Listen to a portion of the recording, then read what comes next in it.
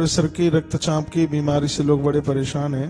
High blood pressure बड़ा खतरनाक है। यदि आप मुझे सुन पा रहे हैं तो इसके लिए सबसे बढ़िया दवाई है।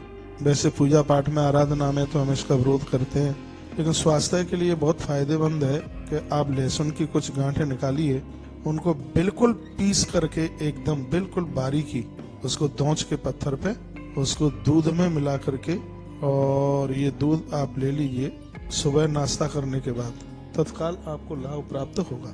इस बीमारी में, ब्लड प्रेशर में ये औषधि बहुत कारगर है। हाँ भैया, दूसरा प्रश्न। डायबिटीज के जितने भी मरीज हैं, थोड़ा बहुत ध्यान से इस बात को सुनेंगे। डायबिटीज सिर्फ मीठा खाने से ही नहीं होती। डायबिटीज होने के कई कारण हैं। एक तो ESR बढ़ जाएगा तो डायबिटीज की समस्या हो जाएगी, श्वास बढ़ जाएगी तो डायबिटीज की समस्या हो जाएगी, कहीं लीवर में सूजन होगी तो भी डायबिटीज की समस्या बढ़ जाएगी, किडनी में किसी भी प्रकार का यदि कहीं भी इन्फेक्शन हुआ तो भी डायबिटीज बिल्कुल बढ़ जाएगी। फेफड़े में कहीं ऐसी कोई शिकायत है, पानी की शिकायत है या कोई TB की शिकायत है, तो भी बिल्कुल निश्चित रूप से डायबिटीज बढ़ जाएगी।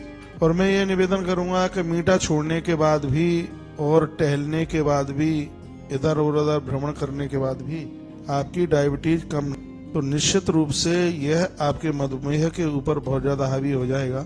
इसके लिए उपचार है कि नीम की पत्तियां आप रोज लें, और एक और उपचार है इसका, जिससे ये असर कम होगा और डायबिटीज के लिए यह एक बहुत रामबाण का काम करेगा। वो ये है कि सुबह आप हल्दी और धनिया का चूर्ण बराबर मात्रा में लीजिए, रात्रि को पानी गर्म करके तांबे के लोटे में रखिए, और सुबह फिर उसको डाल करके उसमें फिर गर्म करके और उस पेशेंट को दे दीजिए।